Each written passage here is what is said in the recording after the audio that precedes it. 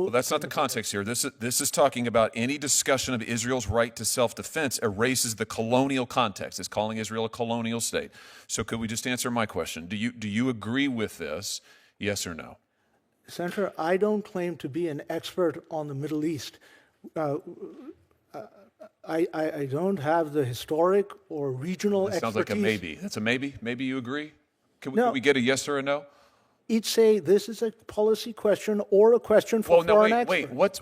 That's what I don't understand. By the way, this was written by the director of the center you sat on the board of, that you advised. This is the director, not some random professor, the director, who published it in an open letter. So when you say it's a policy, what's the policy about calling Israel a violent settler colonialist state? Why is that a policy question? This is going to blow your mind. Senator Josh Hawley just took a Biden nominee to task over a burning issue. We're talking about a heated Senate Judiciary Committee hearing where Senator Josh Hawley confronted a judicial nominee on a pressing and controversial issue, Israel's right to exist. The nominee, Mr. M, was grilled over a statement by the director of a center he previously advised, calling Israel a violent settler colonial state. Hawley demanded a simple yes or no. Does the nominee agree with this characterization? Senator, that is not a statement that I had any involvement with. Okay, good. So would you condemn it then? You say this does not represent your views.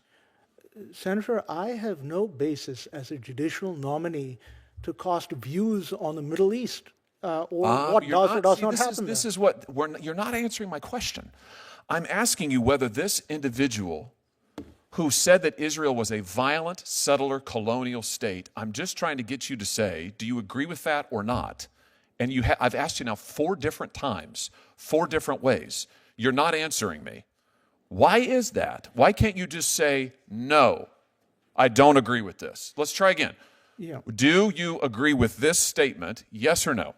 Senator, in order to agree or disagree with any statement, I need to have a sufficient factual background to assess it. So in other words, you can't say whether or not Israel is a violent colonial state. You think that's a difficult question? Oh, God. That is not an issue with which I have any expertise. Is the Holocaust also a difficult question? Does that need context? No. Is that a policy question? I am quite happy to address the Holocaust, Senator. Why aren't you happy to address this then?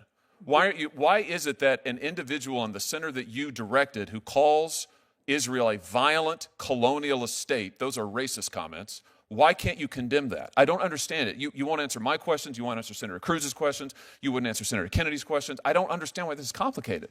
Senator, I'm Pakistani. I didn't grow up in the Middle East. I didn't either. I didn't either, but that doesn't mean that I can't say that somebody who says that a Jewish state is a violent colonialist enterprise is wrong. This isn't a policy question, it's a moral question. This is a moral issue. Senator, I am not in a position to make any policy pronouncements about actions in the Middle East. Does Israel have a right to exist? Yes.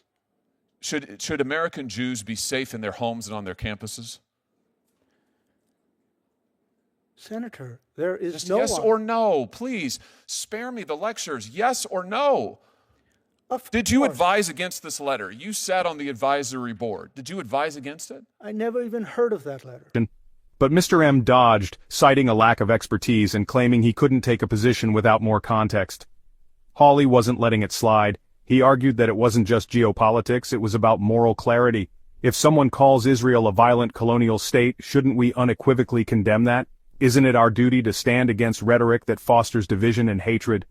The nominee's defense: the board met only once a year and focused on academic research, but Hawley countered, saying that being a responsible jurist and citizen means staying informed and speaking out. So what's the takeaway?